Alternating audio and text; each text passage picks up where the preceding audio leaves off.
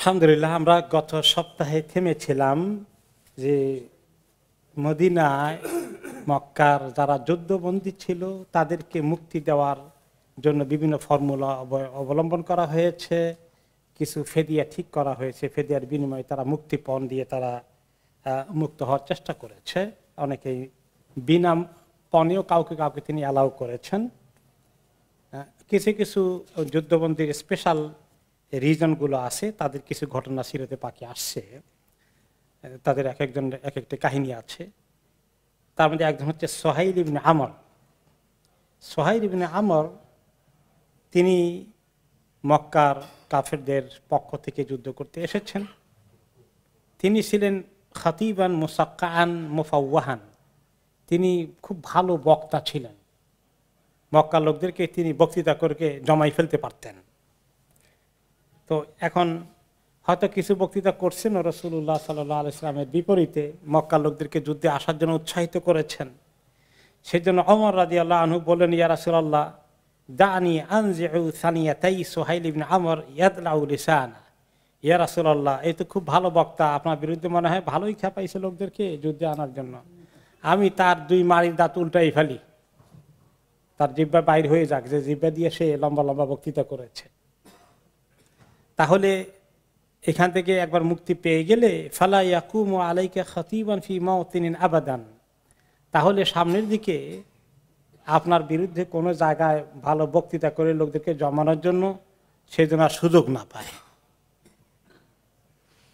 তো নবী করিম সাল্লাল্লাহু আলাইহি সাল্লাম রাজি হন নাই, বরঞ্চ তিনি বললেন, ইন্নাহু আসা আন ইয়াকুমা মাকামান লা তাযুম্মু, আশা করা যায় ওমর একদিন এই সোহাইল এমন একটা অবস্থান নেবে, তুমি সেদিন তাকে আর অপছন্দ করবে না, তুমি সেদিন তাকে আর নিন্দা করবে না, বকাবকি করবে না।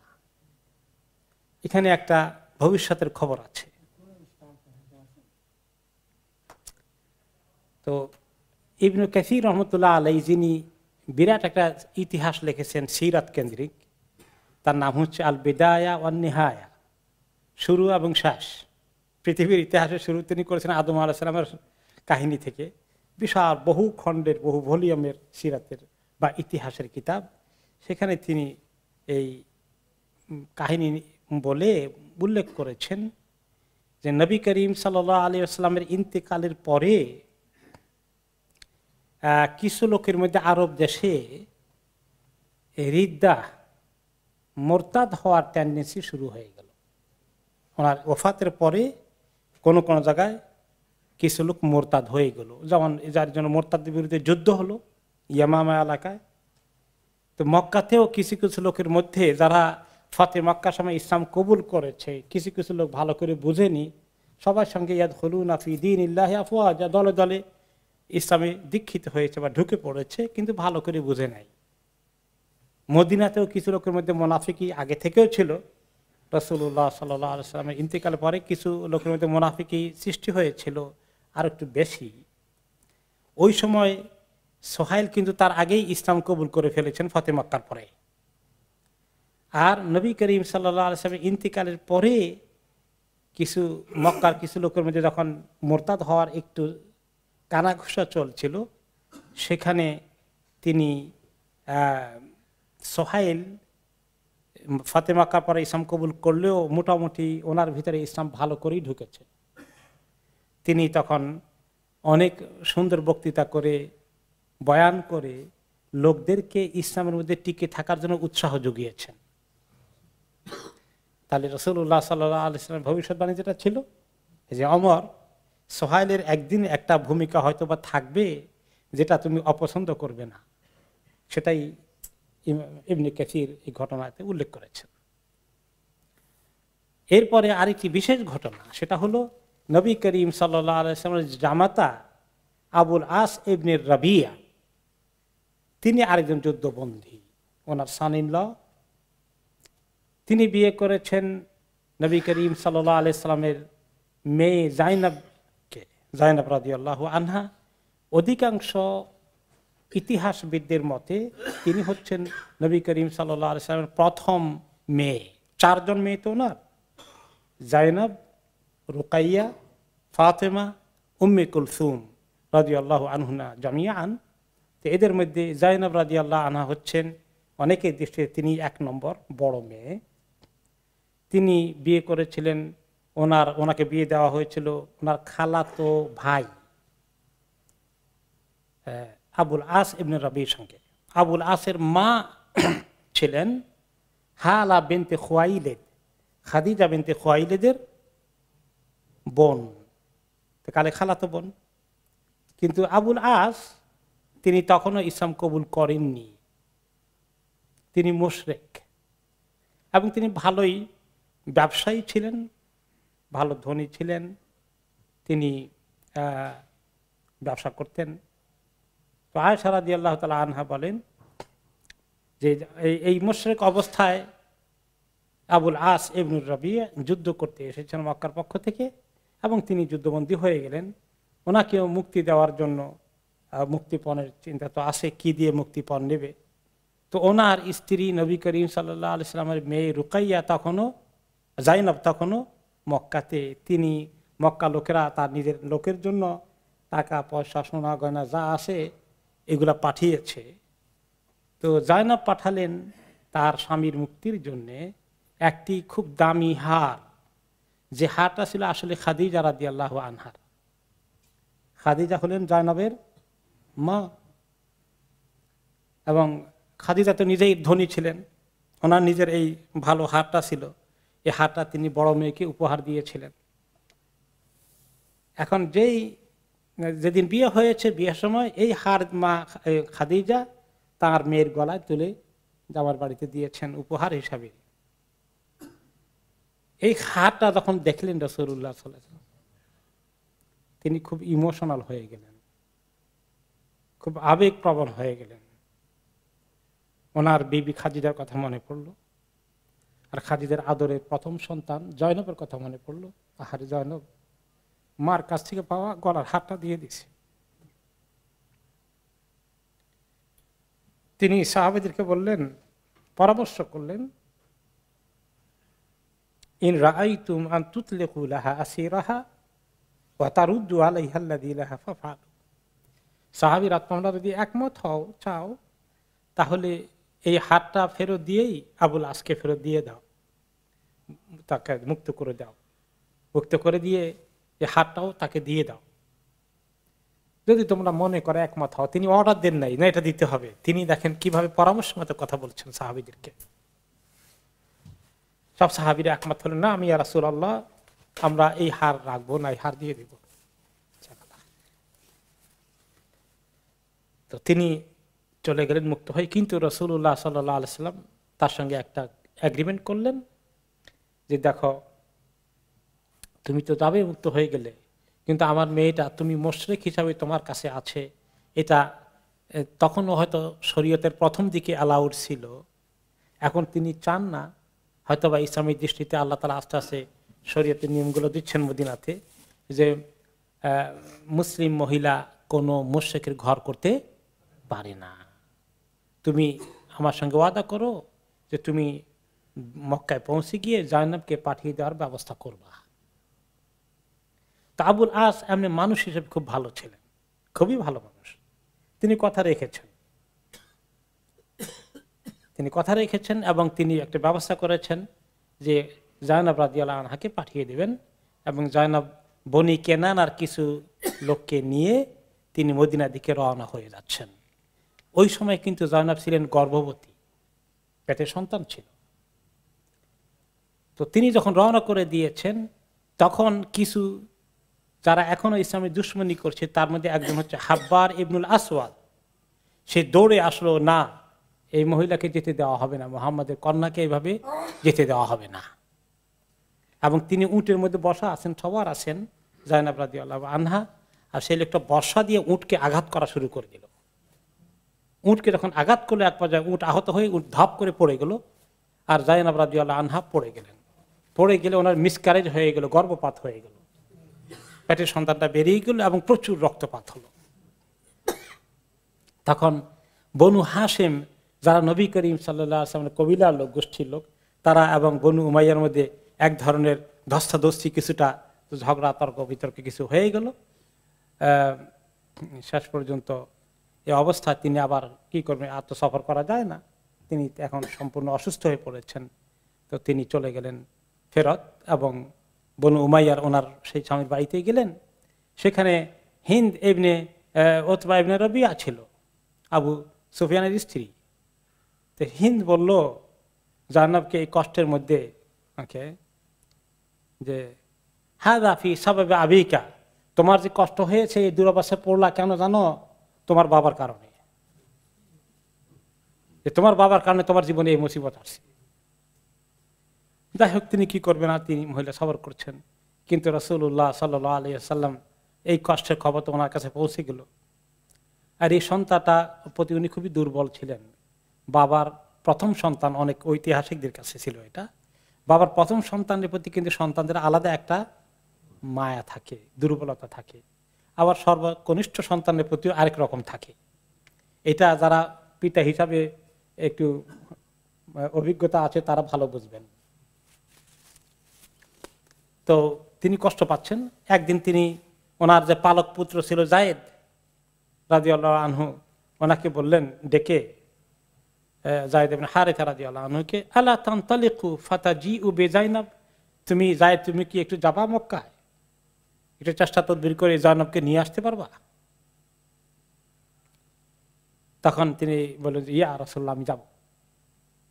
তো তিনি বলেন, নবী করিম সাল্লাল্লাহু আলাইহি ওয়াসাল্লাম বলেন, ফাখুদ খাতামি হাযা, আমার এই আংটিটা নিয়ে যাও, হাতে একটা ওনার আংটি যেটা ছিল, ফাআতিহা ইয়া, এটা তুমি তার হাতে দিয়ে দিবা, তার কাছে পৌঁছাবা, জাইনাবের কাছে।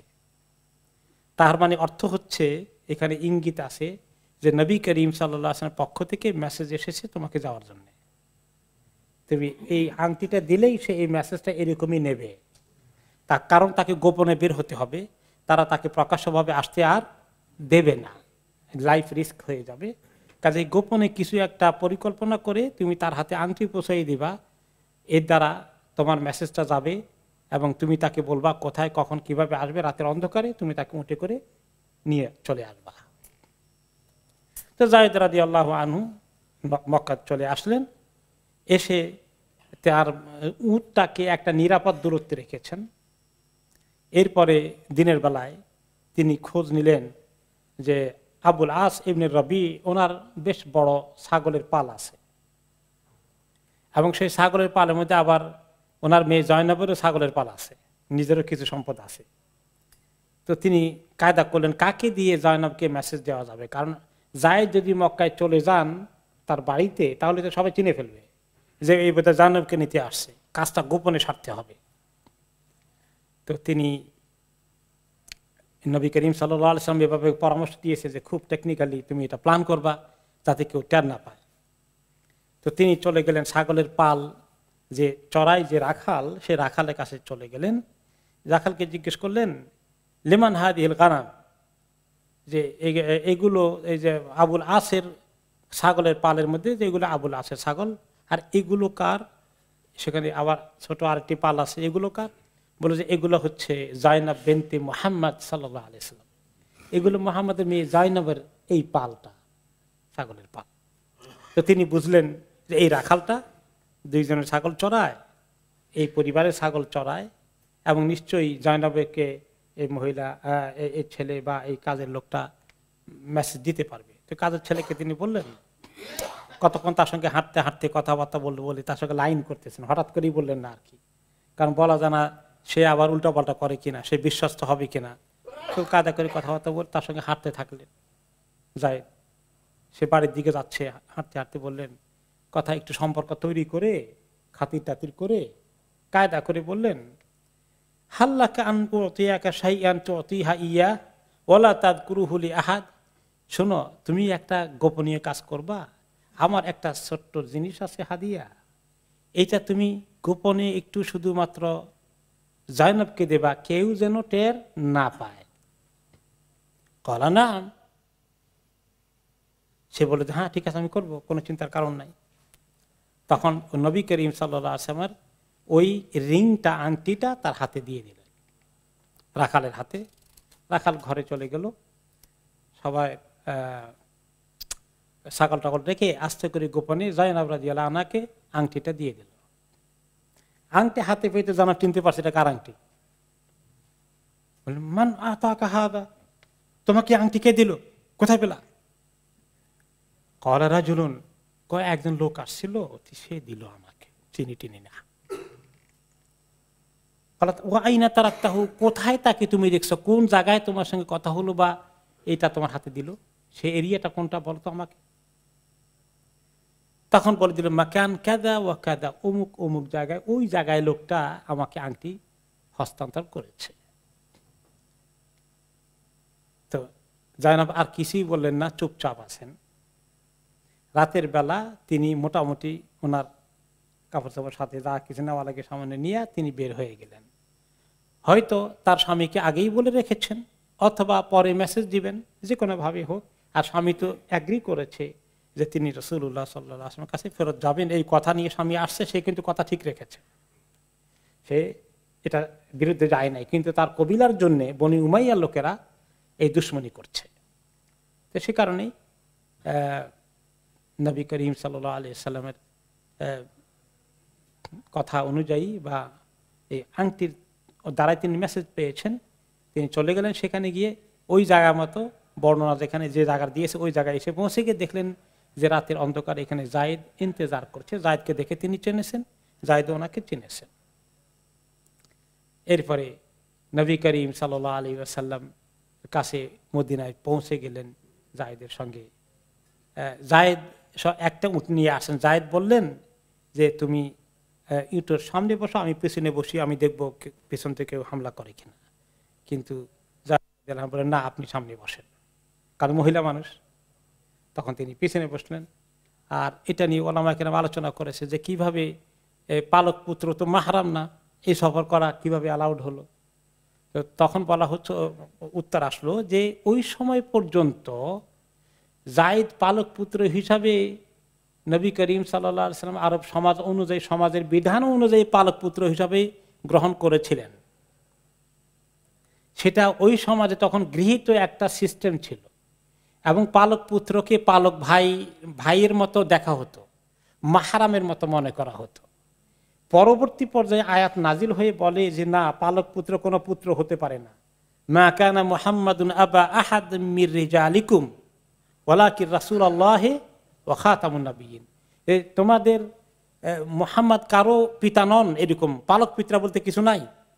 সেটা প্রমাণ করার জন্য আল্লাহ তাআলা তো জায়েদ রাদিয়াল্লাহু আনহুর স্ত্রীর সঙ্গে তালাক হয়ে গেছে, সেই জয়নবকে দিয়ে পরে নবী করিম সাল্লাল্লাহু আলাইহি ওয়াসাল্লামের কাছে বিবাহ পর্যন্ত দিয়েছেন। যে পালক পুত্র স্ত্রীকে তালাকের পরে বিবাহ করা যায়, তার মানে পালক পুত্র বলতে কোনো জিনিস নাই। এই শরীয়ত পরে আসলো। এর আগ পর্যন্ত ভাই বোনের মতো আরবের সিস্টেম অনুযায়ী ওনাদের সম্পর্ক ছিল, কে ভাইয়ের সঙ্গে বোন যেতে পারে, এই তরিকায় উনি আসছিলেন। পরে আল্লাহ তাআলা মদিনায় অনেক পরে গিয়ে ওই আয়াত নাজিল হয়। তার আগ পর্যন্ত ইট ওয়াজ ওকে, রাইট? তো নবী করিম সাল্লাল্লাহু আলাইহি সাল্লাম যখন চলে আসলো, তিনি বললেন, জায়নাবকে ওয়েলকাম করলেন, রিসিভ করে বললেন, হিয়া আফদালু বানাতি উসিবাত ফিয়া, আহারে আমার মেয়েটা আমার সবচেয়ে প্রিয় সন্তান, আমার সর্বোত্তম সন্তান, এবং আমার কারণে সে অনেক কষ্ট তাকে করতে হয়েছে জীবনে।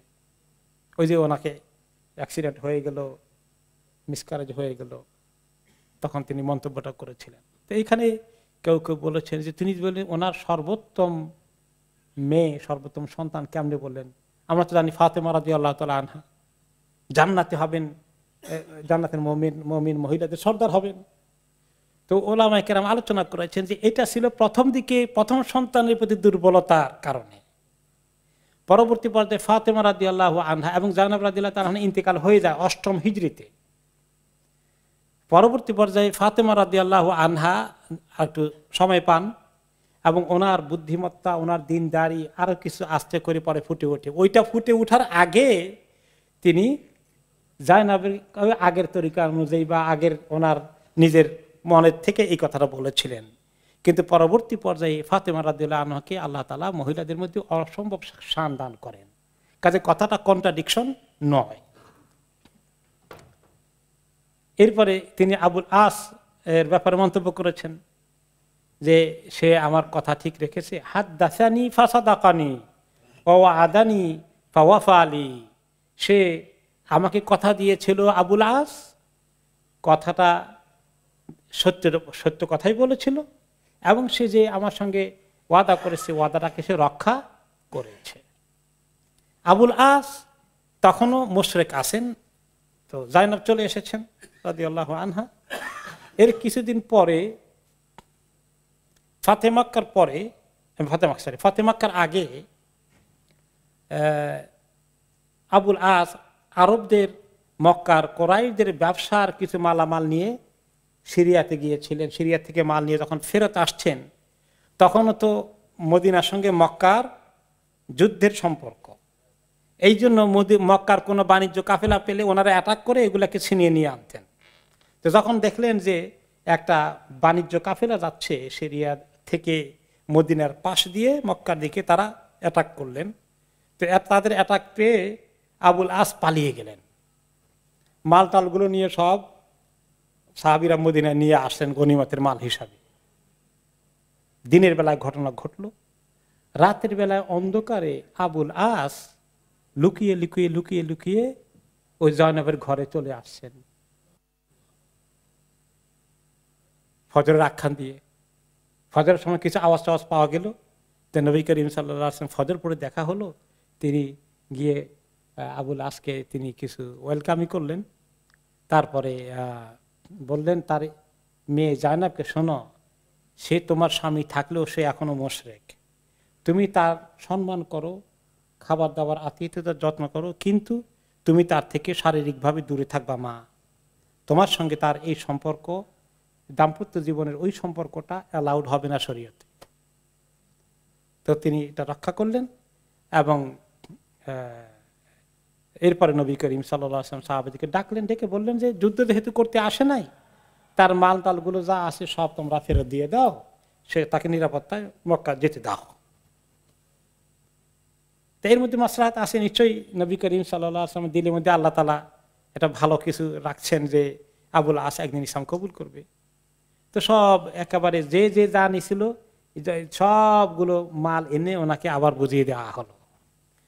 তিনি মক্কায় চলে গেলেন মালগুলো নিয়ে, আবুল আস চলে গেলেন। গিয়ে তিনি মক্কায় পৌঁছে সবার মাল, মানে ওনারা ছিল যে বাণিজ্য করতে ছোট্ট একটা দল যেত, আর সবার সেখানে নিজস্ব প্রত্যেকেরই কিছু কিছু ব্যবসা বাণিজ্য এবং খরিদ কেনার অর্ডার থাকতো। তো এটা তিনি সবাইকে বুঝাই দিলেন, পাইছে কিনা সবাই, পাইছে কিনা সবাই, পাইছে কিনা। তারপরে বুঝাই টুঝাই দিয়ে বললো যে শোনো, আমি ইসলাম কবুল করেছি, আশহাদু আল্লা ইলাহা ইল্লাল্লাহ আশহাদু আন্না মুহাম্মাদুর রাসূলুল্লাহ। তিনি মদিনা ডিক্লেয়ার করেন নাই। তিনি বললেন, শোনো, আমি মদিনায় ডিক্লেয়ার করি নাই, কারণ তোমরা ভয় পাবাই, খবর পাইলে খাইছে রে আমাদের মাল টাল সভাপতি ঢুকছে মদিনায়, তা আমি তোমাদের মাল বুঝাই দিয়া এখন আমি কালিমা পড়ছি। তো তা এখন সে তো তাদের মালটা আমানতদারি সহকারে নিয়ে আসে, এখন তো তারা তার কিছু করতে পারে না। কাজেই এভাবে থাকলো, সে বুঝাই টুঝাই দিয়া কালিমা পড়লেন। তারপরে তিনি হিজরত করে মদিনায় চলে গেছেন মুসলিম হয়ে কিছুদিনের মধ্যে। এবং যাওয়ার পরে নবী করিম সাল্লাল্লাহু আলাইহি ওয়াসাল্লাম ওয়েলকাম করে তার মেয়ের সঙ্গে তাকে সংসার করতে দিয়েছেন। এবং ওলামায়ে কেরাম বলেন যে তিনি, অধিকাংশ ওলামায়ে কেরাম বলেছেন, ঐতিহাসিকরা বলেছেন যে তিনি নতুন করে আর বিয়া পড়ান নাই, ওই আগের বিয়ের ভিত্তিতে দিয়েছেন। আর কেউ কেউ বলেছেন যে না, তিনি নতুন করে বিয়া পড়িয়ে দিয়েছেন, কিন্তু এটা প্রমাণিত হয় নাই। তো এতে বোঝা যায়, এখান থেকে একটা মাসালা ওলামায়ে কেরাম নিয়েছেন, যদি কোনো মহিলা ইসলাম কবুল করে, তার স্বামী এখনো অমুসলিম রয়ে গেছে, এটা সঙ্গে সঙ্গে বিয়েটা ভেঙে যাবে না। কিন্তু মহিলা যখন থেকে ইসলাম কবুল করেছে, স্বামীর সঙ্গে শারীরিক সম্পর্ক স্থাপন করা থেকে বিরত থাকবেন, আর অপেক্ষা করবেন স্বামীর অন্য খেদমত টেদমত করে যে কোনো রকম তাকে ইসলামের দিকে দাখিল করানো যায় কিনা, তাহলে তার আগের বিয়ে ঠিক আছে। কিন্তু যদি তিনি কিছুদিন থাকার পরে দেখেন যে না, তার কোনো লক্ষণ নাই, তখন তিনি নিজেকে নিরাপদ করার জন্য কোনো একটা কোর্টের প্রসেসে তিনি নিজেকে বিয়ে মুক্ত করে বেরিয়ে আসবেন। বিয়েকে না শেষ করে আবার আরেকজনের সঙ্গে সরাসরি বিয়ে করতে পারবেন না। এটা একটা মাসালা ওলামায়ে কেরাম নিয়েছেন। তো এই যে আবুল আসের কাহিনী এখানে শেষ, কিন্তু হাব্বার ইবনুল আসওয়াদ, এই যে হাব্বার যে লোকটা জাইনাব রাদিয়াল্লাহু আনহু উটকে আঘাত করে করে উটকে পড়ে গেল এবং জাইনাব পড়ে গেলেন এবং তার মিসকারেজ হয়ে গেল, রক্তপাত হয়ে গেল। এই খবরটা পেয়ে নবী করিম সাল্লাল্লাহু আলাইহি ওয়াসাল্লাম এত কষ্ট পেয়েছেন। আহারে, নিজের সন্তানের এরকম কষ্ট দেখলে বাবার কাছে কেমন লাগে। আপনি যখন সন্তানকে বিয়ে দিয়ে আরেক বাড়িতে দেবেন, তার কষ্টের খবর শুনবেন, তখন আপনার কাছে আপনি ফিল করবেন। তিনি মনের কষ্টে তিনি বললেন,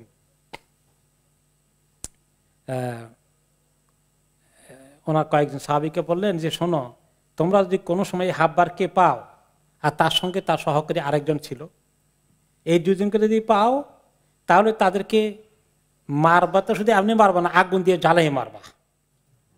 নসিহত করে দিলেন। কিন্তু ওরা যখন যাওয়ার জন্য রেডি হয়ে গেল, পরে বললেন যে শোনো, আমি একটু ইমোশনাল হয়ে গেছিলাম, শোনো আমি এখন চিন্তা করলাম, ইন্নি আমার তুকমান তুহরিকু ফুলান না ফুলান, অমুকে অমুকে পাওয়া গেলে তাদেরকে জ্বালিয়ে মারবা বলছিলাম, ওয়া ইন্নান নারা লা ইউআযযিবু বিহা ইল্লাল্লাহ, কিন্তু এটা ঠিক নয়, কারণ আল্লাহ ছাড়া যা আগুন দিয়ে পোড়ানোর দায়িত্ব কেউ নেওয়া ঠিক না। আল্লাহ একমাত্র জাহান্নামের আগুন দিয়ে মানুষকে পোড়াবে, অন্য মানুষকে পোড়ানোর দায়িত্ব নিতে পারে না, এই কাজ করা ঠিক নয়। ফাইন ওয়াজাতুমুহুমা ফাকতুলুহুমা, যদি তাদেরকে পাও তাদেরকে তোমরা কতল করে দিও, কারণ ইসলামের দুশমনী করার কারণে তারা কতলের হুকুমের মধ্যে পড়ে যায়, কিন্তু তারা তোমাদেরকে আর আগুন দিয়ে জ্বালিও না। এই ঘটনা তিনি বলেছেন। কিন্তু পরবর্তী পর্যায়ে তারা এদেরকে পাওয়া যায় নাই, ওই যে গ্রুপটা গিয়েছিল তারা ফেরত এসেছেন। কিন্তু এরপরে মক্কা বিজয় হয়ে গেল, ফাতে মক্কা ঘটে গেল। এরপরে হাব্বার নিজে ইসলাম কবুল করে ফেললেন এবং ইসলাম কবুল করেছেন। ও হাসুনা ইসলামহু, তার ইসলামটা ভালোই কবুল করেছেন, তিনি খুব দুর্বল নয়, মোটামুটি ইসলামকে বুঝে শুনে অন্তর দিয়েই কবুল করেছেন। অবশ্য পরে আর নবী করিম সাল্লাল্লাহু আলাইহি ওয়াসাল্লাম এই জন্য কোনো দুঃখ থাকেনি ইসলাম কবুল করার কারণে, এবং হাব্বার বেশ কিছুদিন বেঁচে ছিলেন। ওয়া আশা ইলা খিলাফাতে মুআবিয়া ইবনে আবি সুফিয়ান রাদিয়াল্লাহু আনহু, মুআবিয়া খলিফা হওয়া পর্যন্ত লম্বা সময় হায়াত পেয়েছিলেন এই হাব্বার। এবার আসলো আরেকজন বড় ব্যক্তিত্বের মুক্তিপণের কাহিনী। তিনি হলেন আব্বাস ইবনে আব্দুল মুত্তালিব রাদিয়াল্লাহু আনহু। উনি ছিলেন বেশ লম্বা মানুষ, লম্বা গঠনের মানুষ। যখন ওনাকে মদিনায় নিয়ে আসা হয়েছে যুদ্ধের ময়দান থেকে, তো যেভাবে অ্যারেস্ট হয়েছেন, পালাতে গিয়ে ধস্তাধস্তি করতে গিয়ে গায়ের কাপড় টাপড় ছিঁড়ে গেছে, নিচে কিছু আছে, উপরে খালি গা হয়ে গেছে। তিনি কিন্তু ভালোই ব্যবসায়ী ছিলেন, মোটামুটি ধনী ছিলেন। এখন মদিনায় যখন এইরকম বন্দীদেরকে যখন নিয়ে আসা হয়েছে, তাদের জন্য পোশাকের ব্যবস্থা করেছেন সাহাবায়ে কেরাম নবী করিম সাল্লাল্লাহু আলাইহি ওয়াসাল্লামের নির্দেশে। এখন আব্বাসের মাপের কোনো পোশাক পাওয়া গেল না, বেশ লম্বা। পরে কোন রকমের কষ্ট মিশছে ওই আব্দুল্লাহ ইবনে উবাই মুনাফিকের সর্দার, সেও লম্বা লোক ছিল, তার একটা কাপড় এনে ওনাকে দেওয়া হয়েছে।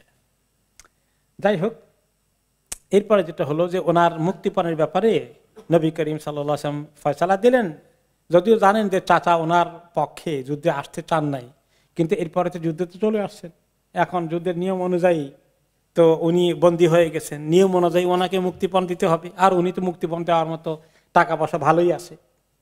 এখানে তো উনি মানে ইনসাফের এগেইনস্টে যেতে পারেন না, পার্সিয়ালিটি করতে পারেন না, স্বজন প্রীতি দেখাতে পারেন না রাসূলুল্লাহ সাল্লাল্লাহু আলাইহি ওয়াসাল্লাম। তিনি আব্বাসকে বললেন, ইয়া আব্বাস ইফদি নাফসাকা, আপনি আপনার মুক্তির ব্যবস্থা করেন, মুক্তিপণ দেন। শুধু আপনারটা দিলে হবে না, আপনার ভাতিজা আছে আকিল ইবনে আবি তালিব, আলীর ভাই যে আপনার সঙ্গে আসছে, তার মুক্তিপণের ব্যবস্থা আপনি করবেন। নাউফল ইবনুল হারিস আপনার আরেক আত্মীয়, তারটাও আপনি পে করবেন। আপনার উতবা ইবনে জাহদাম আপনার সঙ্গে যে হালিফ, দুইজনে মিলে চুক্তি করে আসছিলেন যে আমি যদি মরতে যাই তুমি এগিয়ে আসবা, তুমি মরতে গেলে আমি এগিয়ে যাব, এরকম করে করে ওই মক্কার কুরাইশরা দুইজনে পেয়ার করে আসছিলেন।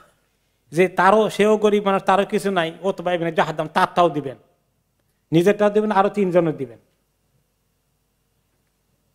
এখন আব্বাস বলেন, ইয়া রাসূলুল্লাহ ইন্নী কুনতু মুসলিমান আরে ইয়া রাসূলুল্লাহ বলেন এখন, ইয়া মুহাম্মদ না ভাতিজাকে, যে আপনি তো বিশ্বাস করবেন কেন, আমি তো মুসলিম ছিলাম, ভিতরে ভিতরে তো আমি ইসলাম কবুল করে ফেলেছি, প্রকাশ করি নাই আর কি, তো তাদের সঙ্গে আমার চলাফেরা করতে হয়েছে। ওয়ালাকিনাল কওমা ইস্তাকরাহুনি, কিন্তু এই কওম আমাকে জোর করে যুদ্ধ নিয়ে আসে, আমি কি বদরের যুদ্ধ সব করে আসছে নাকি? তো নবী করিম সাল্লাল্লাহু আলাইহি সাল্লাম বললেন, আল্লাহু আ'লামু বিইসলামিকা, আপনি যদি ইসলাম কবুল করে থাকেন সেটা তো আল্লাহ তাআলা জানেন, কিন্তু সামাজিকভাবে ডিক্লার না দেওয়ার কারণে আমি তো এখন কিছু করতে পারছি না। ইন ইয়াকুমা তাদাই হাক্কান, এখন আপনি যেটা বলছেন এটা যদি হক হয়ে থাকে, তাহলে ফাল্লাহু ইয়াজজিকা বিযালিকা, তাহলে শুনেন এই হক হইলো, আপনি যেহেতু ওদের দলে আসছিলেন, এখন আমার ফয়সালা অনুযায়ী আপনি মুক্তিপণ দিয়ে দেন। আপনি হক ইসলাম কবুল করে থাকলে, আপনার কথা যদি সত্যি হয়, তাহলে আল্লাহ তাআলা আপনাকে এই সম্পদের বিরাট দাতা দান করবেন, এটা ফি সাবিলিল্লাহ যাবে। ও আম্মা যাহিরু আমরিকা, এটা তো আপনার গোপনীয় ব্যাপার ছিল দিলের ভিতরে, সেটা তো আমি জানি না, আল্লাহ জানেন। আর আপনার বাহ্যিকভাবে আপনি তাদের সঙ্গে কাফেরদের দলে আসছেন, ফাকাদ কানা আলাইনা, এটা তো আমাকে এই দায়িত্ব এখন সবার জন্য যেভাবে নিয়েছি, ফয়সালা দিয়েছি, আপনার জন্য দিতে হবে। ফাফদি নাফসাকা, আপনাকে এখন নিজেকে মুক্তি করার জন্য মুক্তিপণ দিতে হবে। রাসূলুল্লাহ সাল্লাল্লাহু আলাইহি সাল্লাম ওনার থেকে মুক্তিপণ হিসাবে বেশ কিছু স্বর্ণ মুদ্রা নিলেন,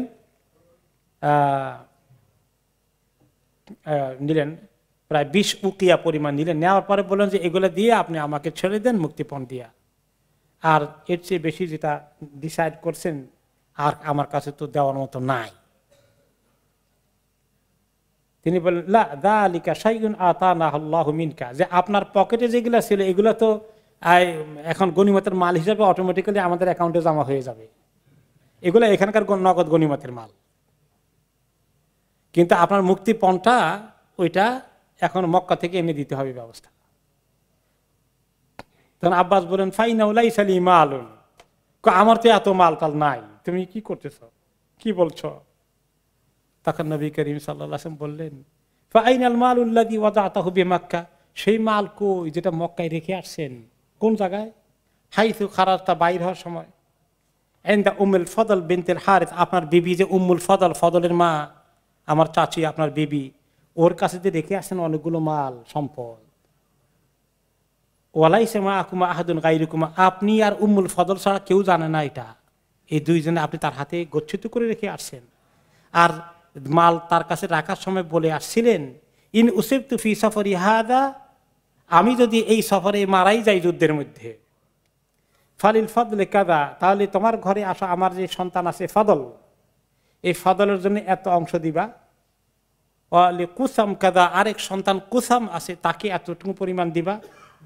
বলে আব্দুল্লাহ, আমার আলেক ছেলে আছে আব্দুল্লাহ, তাকে এতটুকু পরিমাণ দিবা। এই যে এগুলো সব আপনি বলে আসছেন, সে মাল গচ্ছিত রেখে আসছেন, সেটা কই গেল?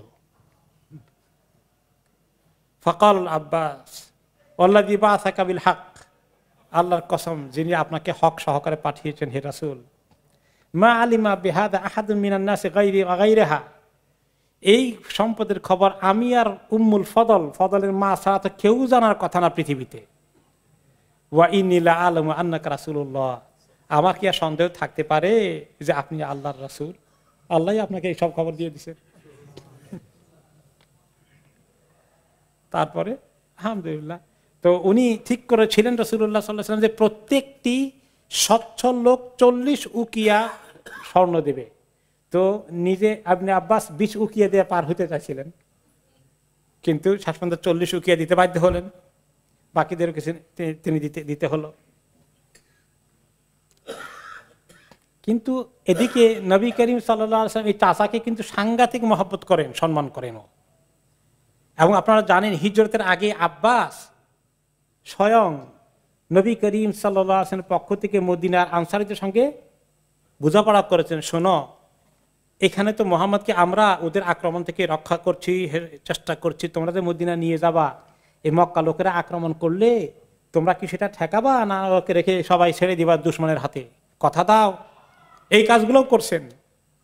আসলে নবী করিম সাল্লাল্লাহু আলাইহি ওয়াসাল্লাম জানেন যে আব্বাসের নবী করিম সাল্লাল্লাহু আলাইহি ওয়াসাল্লামের ব্যাপারে কোনো দুর্বলতা নাই, ইসলাম কবুল করে সাহস করে করেন নাই, মক্কা লোকদের সঙ্গে চলার চেষ্টা করেছেন, মনে করছেন যে যদি একদিন ইসলাম গালিব হয়ে যায়, সবাই ইসলামে আসে, উনি তো আর দেরি করবেন না, এখন ভিতরে ভিতরে থাকুক, এইটা উনি একটু দুর্বলতার আশ্রয় নিয়েছিলেন।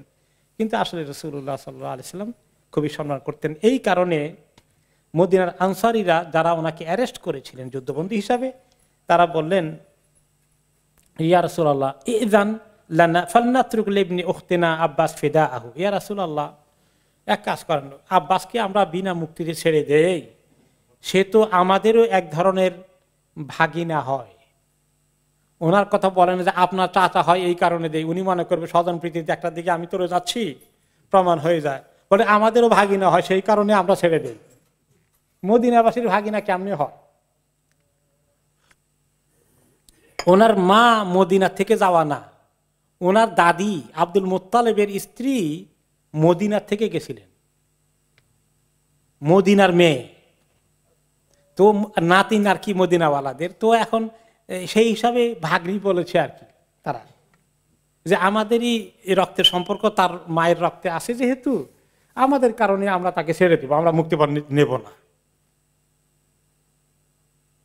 কিন্তু নবী করিম সাল্লাল্লাহু আলাইহি সাল্লাম এটা অ্যালাউ করেন নাই, কারণ স্বজন প্রীতি কি জানি চলে আসে কিনা, অন্য সাহাবীরা আবার কনফিউশনে পড়ে যেতে পারে কিনা, এগুলোর জন্য তিনি খেয়াল করে বলে দিয়েছেন, আল্লাহি লা তাদারুনা মিনহু দিরহামান, না, তার 40 দিরহামই দিতে হবে, একটাও ছাড়তে পারবে না।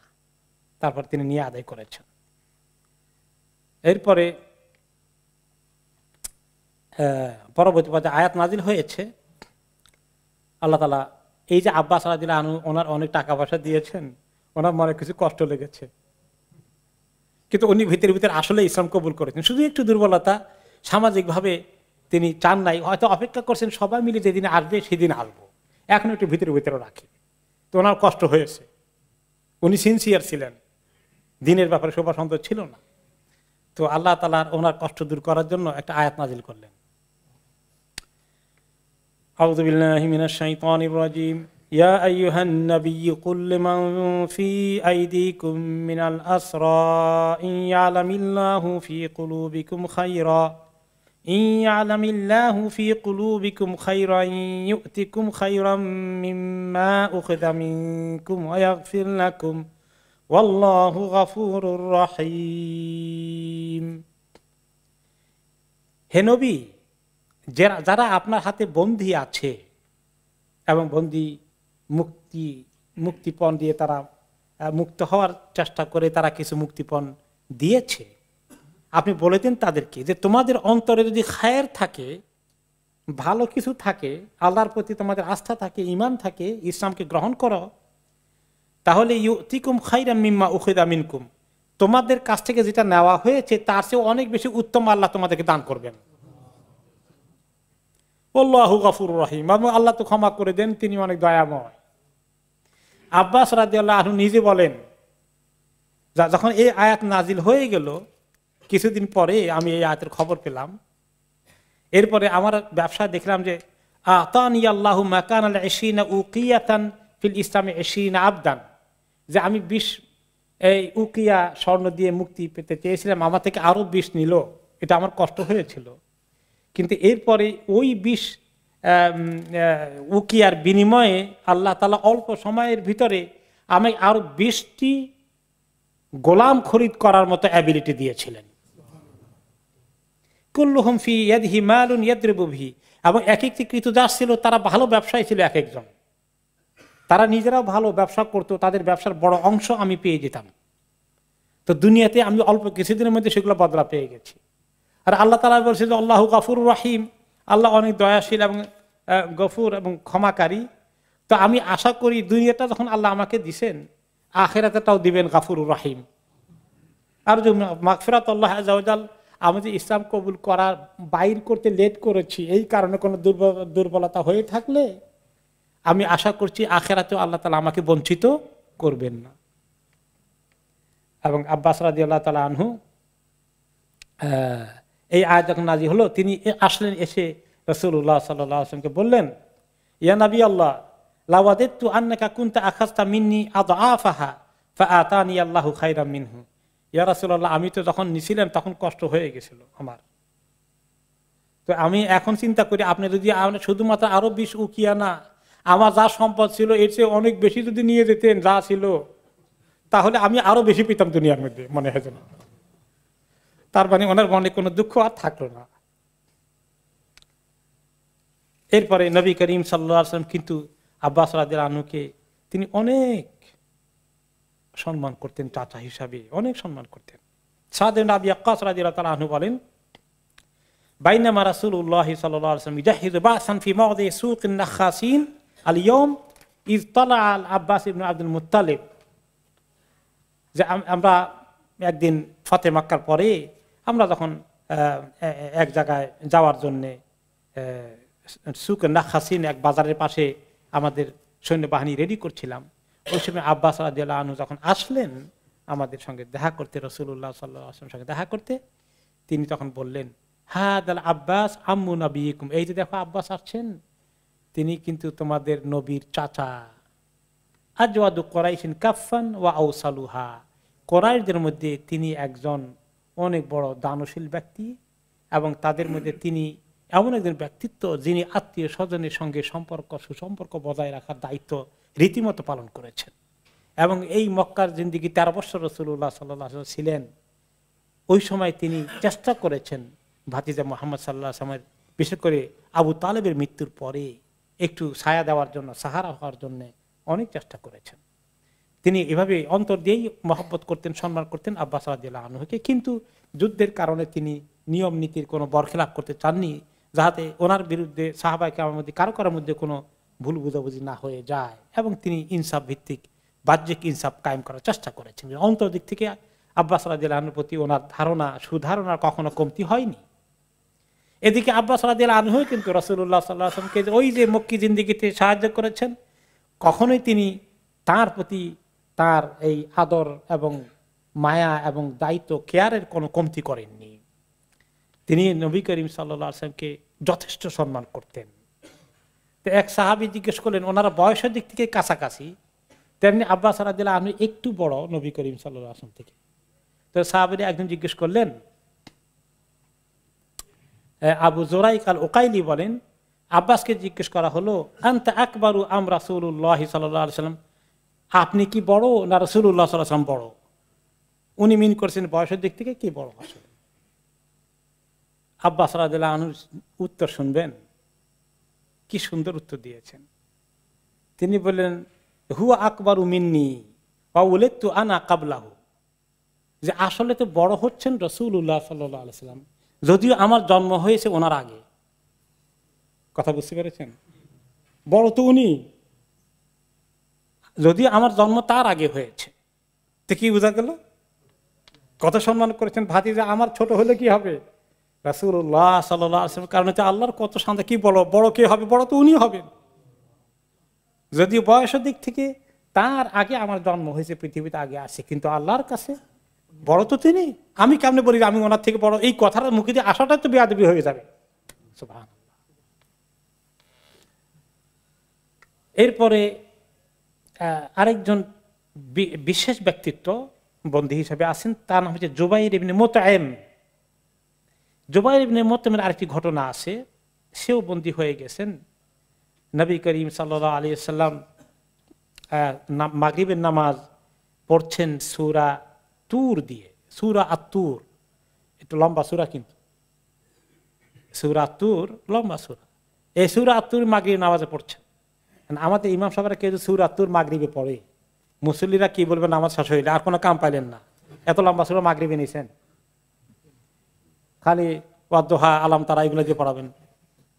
অবশ্য মেজরিটি টাইমে রাসূলুল্লাহ সাল্লাল্লাহু আলাইহি ওয়াসাল্লাম মাগরিবে ছোট সূরা পড়েছেন, কিন্তু মাঝে মধ্যে বড় পড়েছেন।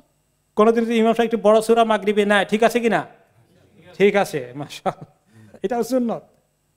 আচ্ছা, তিনি সূরা তুর পড়ছেন।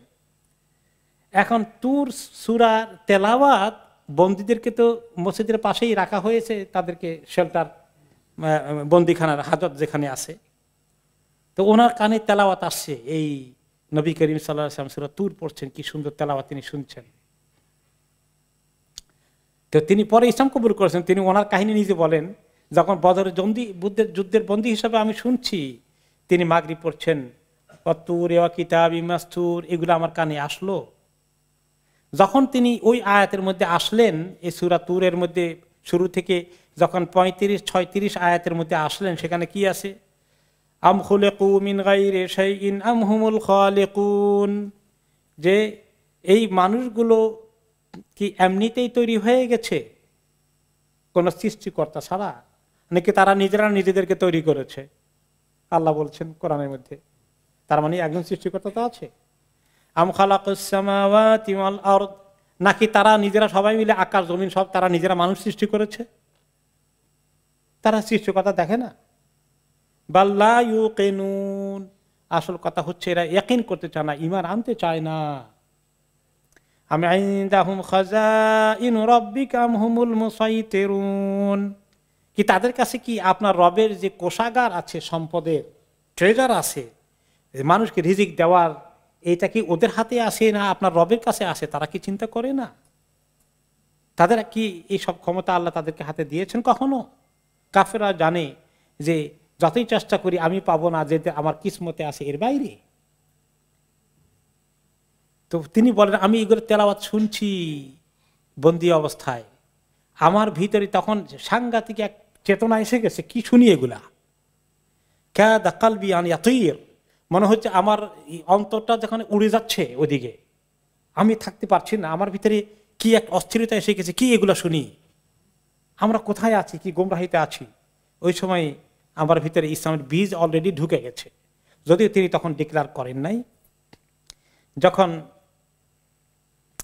নামাজ শেষ হয়ে গেল, রাসূলুল্লাহ সাল্লাল্লাহু আলাইহি ওয়াসাল্লামকে জুবাইর বলেন, জুবাইর ইবনে মুতঈম বলছেন, আমি ওনাকে বদরের যুদ্ধের ব্যাপারে, বন্দীদের ব্যাপারে কথাবার্তা বললাম, যে বন্দীদেরকে মুক্তি করার ব্যাপারে আপনার কি চিন্তা ভাবনা আছে, কি করবেন?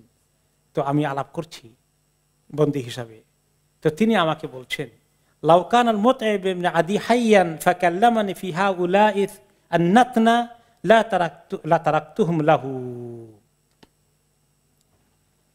যে আমি, তোমার আব্বা যিনি ছিলেন, তুমি তো হলা জুবাইর ইবনে মুতঈম, মুতঈমের ছেলে জুবাইর, তোমার আব্বা ছিলেন মুতঈম, তুমি তার ছেলে, আমি জানি। এই মুতঈম ইবনে আদি যদি আজকে বেঁচে থাকতেন এবং তিনি মক্কা থেকে এখানে আসতেন বা খবর পাঠাতেন, আমার সঙ্গে কথা বলতেন যে এদের ব্যাপারে আপনি ছেড়ে দেন, তাহলে আমি একদম ছেড়ে দিতাম, কোনো মুক্তিপণ নিতাম না। তোমার আব্বার এই অবদান আমার মনে আছে। আব্বার অবদান কি ছিল? সেই তার পিতা মুতঈম ইবনে আদি যখন নবী করিম সাল্লাল্লাহু আলাইহি সাল্লাম তায়েফে গিয়েছিলেন দাওয়াত দিতে, তায়েফের লোকেরা দাওয়াত কি কবুল করেছিল? কি করলো? প্রস্তর নিক্ষেপ করে ওনাকে রক্তাক্ত করে ফেললো, বেহুশ করে ফেললো, জখম হয়ে গেলেন। ওই সময় তারপরে তিনি ব্যর্থ হয়ে মক্কায় ফেরত আসছেন। এখন মক্কার লোকেরা বলবে, তুমি তায়েফে গিয়ে সুবিধা করতে পারো নাই, তারা তোমাকে পিটা দিয়েছে, তো আমরা মক্কাবাসীরা দেরি করবো না, তোমাকে ভালো করে পিটা দেবে এখন আরো। তিনি জানেন তার উপরে বিপদ আসবে। তখন আরবদের নিয়ম ছিল, কোনো একজন বড় শক্তিশালী ব্যক্তি যদি কাউকে আশ্রয় দেয়, শেল্টার দেয়, প্রোটেকশন দেয়, যা এই আমার লোক, আমি তাকে আশ্রয় দিয়েছি, কথা দিয়েছি, এর গায়ে কেউ হাত তুলতে পারবে না, তাহলে আমার সঙ্গে তার যুদ্ধ হবে। এরকম একটা সিস্টেম আরব দেশে ছিল তখন, এটাকে তারা খুব মানত। তো তিনি তখন খবর দিলেন যে এই আরবদের মধ্যে কোরাইশদের আশেপাশে মোটামুটি মুতঈম ইবনে আদি লোকটা যদ্দূর জানি ভালো। তিনি তার কাছে অফার পাঠালেন যে আমি যদি তায়েফ থেকে এখন মক্কায় যাই, আমার উপরে কেউ যেন আক্রমণ না করে, এরকমই একটা নিরাপত্তার ঘোষণা, ডিক্লারেশন কি আপনি দেবেন?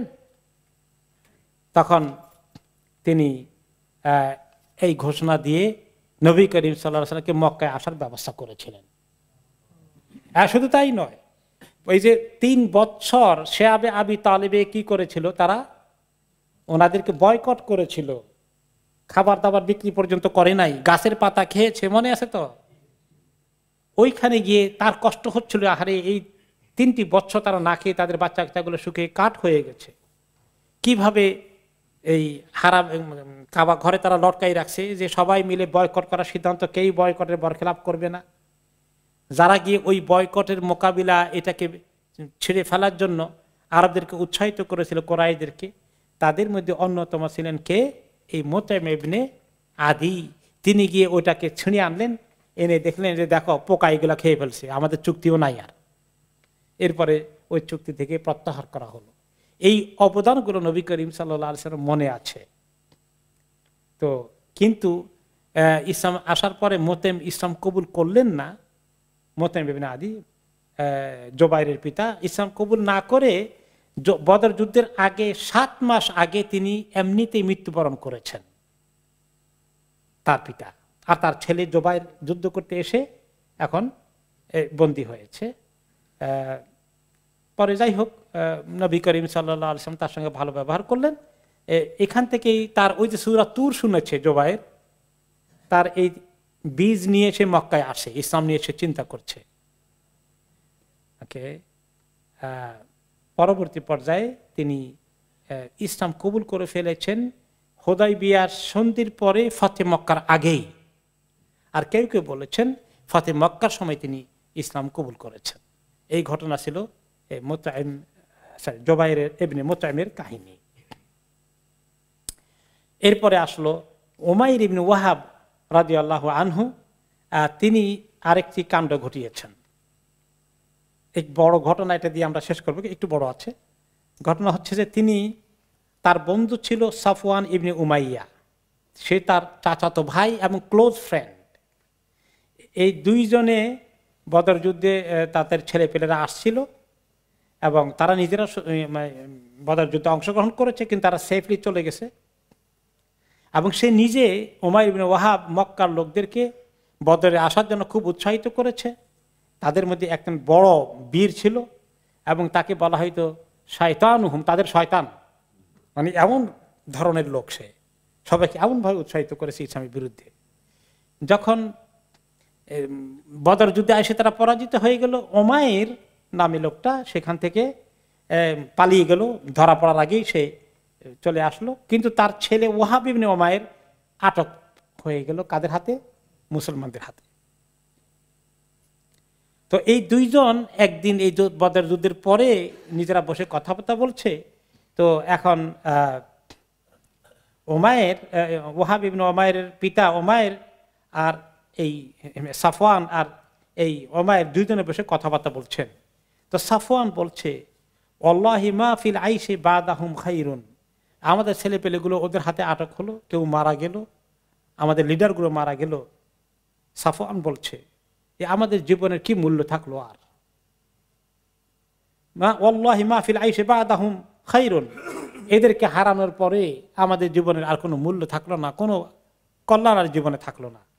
উমাইর বলছেন, সদাকত আল্লাহ, আল্লাহর কসম, ঠিকই বলেছো তুমি, আমার মনের একই আহাজারি দুঃখ। আমা আল্লাহি লাউলা দাইনুন আলাইয়া লাইসা লাহু ইনদি কাদাউন, আমার আল্লাহর কসম করে বলছি, যদি আমি ঋণগ্রস্ত হই, কিছু লোকের ঋণের বোঝা আমার মাথায় না থাকতো, ওয়া ইয়ালুন আকশা আলাইহিম দাইআতা বাদি, আর যে আমার পরিবারের সদস্যগুলো আছে, কোনো ইনকাম নাই আমার, এরা না খেয়ে মরবে, এই অবস্থা যদি না পড়তাম, তাহলে আজকেই আমি ঘোড়ার উপরে উঠে বা কোনো একটা তাজি ঘোড়া বা তাজি উট নিয়ে মদিনায় তরবারে নিয়ে যেতাম, আর আমি পেলে আমি মুহাম্মাদের একদম গর্দান উড়িয়ে দিতাম। আমি কোনো কেয়ার করতাম না, পরোয়া করতাম না। আমার ছেলে তাদের হাতে এখনো বন্দী আছে, এই দুঃখ কষ্ট কি নিয়ে আমি ঘুমোতে পারি? তুমি কি মনে করো সাফওয়ান? সাফওয়ান সুযোগ নিল, এর তো কাজে লাগানো যাবে, মুহাম্মদকে হত্যা করানো যাবে। সাফওয়ান বলল, আলাইয়া দাইনুকা, আমি তোমার দাইনের সমস্ত ঋণের দায়িত্ব নেব তোমার কিছু ঘটে গেলে।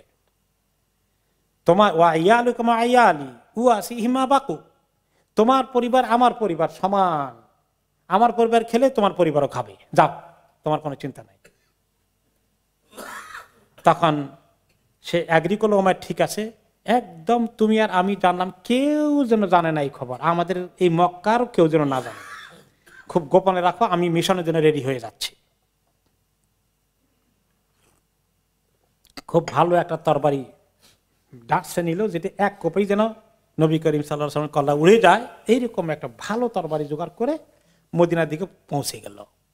যেই মদিনায় পৌঁছে গিয়েছে, সবার আগে দেখছেন ওমর ইবনে খাত্তাব রাদিয়াল্লাহু আনহু, তাকে দেখে ফেললেন। তিনি তখন কিছু মুসলিমদের সঙ্গে কথাবার্তা বলছিলেন, করে কি আসতেছিল ওটা দেখতো, ও এই তো সাফওয়ান উমাইর। তারপরে ওনারা বসে তখন কিন্তু গল্প করতেছেন, বদরের যুদ্ধে আল্লাহ ওনাদেরকে বিজয় দিলেন, আল্লাহ শুকরিয়া আদায় করছেন, কথাবার্তা এই নিয়ে বলছেন। আর এই সময় দেখলো যে উমাইর ইবনে ওয়াহাব তার উট নিয়ে এসে থামছে মসজিদের সামনেই। আর এই ছুরিটাও দেখা যায় কিভাবে লটকাই রাখছে গলার মধ্যে, বড় একটা ছোরা এইভাবে আছে। ওমর দেখেই বললেন, হাদাল কালবু আদুবুল্লাহ উমাইর ইবনে ওয়াহাব, এই যে আল্লাহর এই কুকুর উমাইর ইবনে ওয়াহাব যে আসছে দেখছো, আল্লাহি মা জা ইল্লা লিশার, কোনো খারাপ উদ্দেশ্য ছাড়া ভালো কোনো উদ্দেশ্য আসে না, নিশ্চয়ই তার কোনো কুমতলব আছে। আর সেই আহুয়াল্লাযী হাররাসা বাইনানা ওয়া হাযারানা লিল কওমি ইয়াওমা বদর, সেই বদরের এই লোকদেরকে উৎসাহিত করে আনার পিছনে তার অনেক বড় অবদান ছিল। দৌড়ে গিয়ে ওমর রাদিয়াল্লাহু আনহু খবর দিলেন রাসূলুল্লাহ সাল্লাল্লাহু আলাইহি ওয়াসাল্লামকে, ইয়া নবী আল্লাহ হাযা আদুউল্লাহ উমাইর ইবনে ওয়াহাব, এই যে বিরাট এক তরবারি নিয়ে আল্লাহর দুশমন উমাইর ইবনে ওয়াহাব চলে আসছে, তার মতলব ভালো না, আপনি সাবধানে থাকেন, আমরা কেয়ারফুল, তাকে এমনি ইজিলি নেওয়া যাবে না। ঘটনা কি? তিনি বললেন, চিন্তা করেন না, তাকে আমার কাছে নিয়ে আসো, ফাআদখিলু আলাইহি। ওমর রাদিয়াল্লাহু তাআলা আনহু তার ওই তরবারিটা গলায় লটকানো ছিল, ওইটা ধরে আপনাকে টেনে নিয়ে আসছেন রাসূলুল্লাহ সাল্লাল্লাহু আলাইহি ওয়াসাল্লামের কাছে। এরপরে বসলো। ওমর রাদিয়াল্লাহু আনহু বলেন, শোনো, তোমরা সবাই রেডি হয়ে থাকবা, তার দিকে খেয়াল করবা। রাসূলুল্লাহ সাল্লাল্লাহু আলাইহি ওয়াসাল্লাম কথা বলতেছে যে কি করে, কোন ফাঁকে দিয়ে সে তরবারি চালিয়ে দেয়, খেয়াল রাখবা কিন্তু। তারপরে নবী করিম সাল্লাল্লাহু আলাইহি ওয়াসাল্লাম তাকে দেখে বললেন, ওমর, তার গলার ওটা ছেড়ে দাও, টেক ইট ইজি, এত টাইট করে ধরো না, এত কষ্ট হচ্ছে, ছেড়ে দাও। ওকে, আর সেল হইয়া ওমর। তারপর তিনি বললেন, উদনু ইয়া উমাইর, উমাইর এদিকে আসো, কাছে আসো, আমার কাছে আসো। তো এসে বলল, সে এখন নবী করিম সাল্লাল্লাহু আলাইহি ওয়াসাল্লামকে জাহিলি তরিকায় সালাম দিচ্ছে, আনইমু সাবাহান, যে সকাল সকাল আসছিল তো প্রত্যুষে, যে তোমাদের মর্নিংটা গুড হয়ে যাক, গুড মর্নিং আর কি, আনইমু সাবাহান। তো নবী করিম সাল্লাল্লাহু আলাইহি ওয়াসাল্লাম বললেন, قد أكرمنا الله بتحية خير من تحيتك يا উমাইর, আসসালাম বিসালাম। উমাইর, তোমার এই জাহিলি এই গুড মর্নিং এর তুলনায় এর মোকাবিলায় আল্লাহ তাআলা আমাদেরকে খুব সুন্দর একটা গ্রিটিং দিয়েছেন, শুভেচ্ছা দিয়েছেন, সেটা হচ্ছে সালাম। তাহিয়াত আহলিল জান্নাহ, যেটা জান্নাতীদের সালাম, ওইটা আল্লাহ আমাদের দুনিয়াতে দিয়েছেন, আমরা কিন্তু এখন এইটা ব্যবহার করি, আসসালামু আলাইকুম বলি, আনইমু সাবাহান এটা আর বলি না। ফাকাল আমা ওয়াল্লাহি ইয়া মুহাম্মদ ইন কুনতা বিহা লিহাদিথ আহদিন, মুহাম্মদ, আপনি কিছুদিন আগে আপনি নিজেও তো এগুলো ব্যবহার করছেন, আমরা তো এখন ওইটার মধ্যেই আছি, আপনার কাছে চেঞ্জ হয়েছে, আমাদের কাছে চেঞ্জ হয় নাই। আচ্ছা ঠিক আছে। তো রাসূলুল্লাহ সাল্লাল্লাহু আলাইহি ওয়াসাল্লাম বলেছে, থাক ওই কথা। ফামা যা বিকা ইয়া উমাইর, কি মিশন নিয়ে আসছো, কি মতলবে আসলো মদিনা? বললাম যে আমার ছেলেটা যে বন্দী হয়ে আসছে, তো আপনাদের কাছে তো এখনো আছে মুক্তিপণ দেওয়ার, তো আমার পয়সা করিও নাই, তাকে তো আপনারা ছাড়েন নাই, তো অন্তত তার প্রতি একটু ভালো ব্যবহার করবেন, এই কথাটা বলার জন্যই আসি আর কি। তারপরে তিনি বললেন, ফামা বালু সাইফি ফি উনুকিকা, তো গলার মধ্যে এত ধারালো তরবারি কি কারণে, এটার উদ্দেশ্য কি? কাব্বাহা আল্লাহু মিন সুয়ুফিন ওয়া হাল আগনাত আন্না শাইআন, এই এই তরবারিকে আল্লাহ তাআলা নিপাত করুক, এই তরবারি কি আমার কোনো কাজে লাগলো আর? বুঝছেন তো, এই তরবারি গোল্লায় যাক, ওটা তো কোনো কাজেই লাগলো না, আমার ধারা তো পড়েই গেলাম। স্বীকার করে না, কিন্তু ইনডাইরেক্টলি বোঝা গেল। তখন নবী করিম সাল্লাল্লাহু আলাইহি ওয়াসাল্লাম বললেন, উসদুকনি মাল্লাযী জিতাল্লাহু, সত্য কথাটা বললো তো, তুমি কি উদ্দেশ্যে আসছো? ক্বালা মা জিতু ইল্লা লিযালিক, আর না, আর কিছু না, ওই কথাটা ওই কাজের জন্য আসে, আমার ছেলেটার প্রতি কষ্ট দিয়েন না, এটার জন্য আসছে। তো নবী করিম সাল্লাল্লাহু আলাইহি ওয়াসাল্লাম বললেন, বাল কাআতা আনতা ওয়া সাফওয়ান ইবনে উমাইয়া ফিল হিজর, তুমি আর সাফওয়ান, তোমার ফ্রেন্ড, চাচাতো ভাই, একসঙ্গে বসে এই মক্কার এই চত্বরের মধ্যে বসে, তোমাদের ওই যে কোরাইশের মধ্যে তোমাদের যে সমস্ত লিডাররা মারা গেছে, আল কালিব মিন কোরাইশ সুম্মা কুলতা লাউলা দাইনুন আলাইহি ওয়া আয়ানুন ইনদিল খারাজতু হাত্তা আক্তুলা মুহাম্মাদ, ওখানে আলাপ করছো না যে আমার যদি পরিবারের চিন্তা না থাকতো, কতগুলো লোন বাকি না থাকতো, তাহলে আমি চলে যেতাম, জীবনের বাজি নিয়ে মোহাম্মদের কল্লা উড়িয়ে দিতাম। তারপরে সাফওয়ান তোমাকে বলছে, চিন্তা করো না, আমি তোমার সব লোন শোধ করব, আর আমি তোমার পরিবারের দায়িত্ব নেব, এইগুলা বলে কন্ট্যাক্ট করে আসছেন না? হ্যাঁ, ফাকাল উমাইর ইবনে ওয়াহাব আশহাদু আন্নাকা রাসূলুল্লাহ, আমি সাক্ষ্য দিচ্ছি আপনি আল্লাহর রাসূল, কোনো সন্দেহ নাই। قد كنا يا رسول الله نكذبك بما كنت تأتينا به من خبر السماء وما ينزل عليك من الوحي। আমরা আপনাকে বলতাম যে আপনি কিসের আল্লাহর ওহী পাঠাইছে, আকাশের কি খবর হয়, কিচ্ছু না, সব আপনি বানান, এগুলো বলতাম। আর এই যে কন্ট্রাক্ট করলাম দুইজনে বলে, আমি আর সাফওয়ান ছাড়া কোনো আল্লাহর বান্দা পৃথিবীতে জানে না, আপনাকে নিশ্চয়ই আল্লাহই খবর দিয়েছেন, কোনো সন্দেহ নাই যে আপনি হক নবী। তারপরে বলল আলহামদুলিল্লাহ ইল্লাযী হাদানি লিল ইসলাম, আলহামদুলিল্লাহ ইয়া রাসূলুল্লাহ, আল্লাহ আমাকে ইসলামের দিকে হিদায়াত দিয়ে দিয়েছেন। আমাকে আল্লাহ মনে হয় মদিনাতে নিয়ে আনছেন এই কারণেই। আমার মতলব ছিল একটা, আল্লাহর মতলব আছে আরেকটা। তখন নবী করিম সাল্লাল্লাহু আলাইহি ওয়াসাল্লাম তখন বললেন, ফাক্কিহু আখাকুম ফি দীনিহি ওয়া আকরাউহুল কুরআন ওয়া আতলিকু লাহু আসিরাহু। তোমরা সবাই তাকে ভালো ব্যবহার করো, তাকে ছেড়ে দাও, তাকে দিন শিখাও, কোরআন শিখাই দাও, আর তার যে ছেলে বন্ধু হয়ে আসে ওটাকে ছেড়ে দাও। ওমর বলে, ইয়া রাসূলুল্লাহ, আমি তো খুব চেষ্টা করেছি, আল্লাহর নূরকে নিভানোর জন্য যত হেন কাজ নাই করিনি। এখন আমি অনেক কষ্ট দিয়েছি আপনাদেরকে আল্লাহ দ্বীনের কাজে। আনা উহিব্বু আন তাআযানা লি, এখন আপনি চাই আপনি আমাকে পারমিশন দিবেন, আমি মক্কা যাব। এই যাই আমার গোষ্ঠীকে মক্কা লোকদেরকে ইসলামের দিকে ডাকবো এখন, আর আল্লাহ দিকে ডাকবো, আল্লাহ রসুলের দিকে ডাকবো, ইসলামের দিকে ডাকবো। আমি আশা করি আল্লাহ তাআলা তাদেরকে হিদায়াত দিবেন, আমার কথা শুনে হয়তো কেউ কেউ ইসলাম কবুল করতে পারে। ওয়া ইল্লা আদাইতুহুম ফি দীনিহিম কামা কুনতু উদিয়া আসহাবাকা ফি দীনিহিম, তাদের দ্বীনের ব্যাপারে তাদেরকে আমি বিভিন্ন জিনিস বলে দেব, তাদের কষ্ট হলে হোক, যেভাবে আপনার নবী আপনার সঙ্গীদেরকে আমি কষ্ট দিয়েছি, দুশ্মনী করেছি, আমি তাদের দ্বীনের দুশ্মনী করে তাদের ধরিয়ে দেব সবকিছু, যে তোমাদের এগুলো বাতিল। নবী করিম সাল্লাল্লাহু আলাইহি ওয়াসাল্লাম তাকে পারমিশন দিলেন, তিনি মক্কায় চলে আসলেন। এসে সাফওয়ানের সঙ্গে যখন দেখা হলো, সাফওয়ান ইতিমধ্যে মক্কায় প্রচার করেছে, বলে নাই। কি বলেছে জানেন সাফওয়ান? এত কনফিডেন্স, আবশিরু বিওয়াকাতিন তা'তিকুমুল আন ফি আইয়ামিন তুনসিকুম ওয়াকাত বদর। শোনো, তোমাদের কাছে এই যে দুঃখের খবর আছে বদরের, এর মোকাবেলায় একটি সুখবর আসছে অতি শীঘ্রই, সবাই রেডি হয়ে থাকো। এমনও খবর আসবে তোমরা সবাই বদরের দুঃখ ভুলে যাবা। কি সেটা আর বলতেছে না।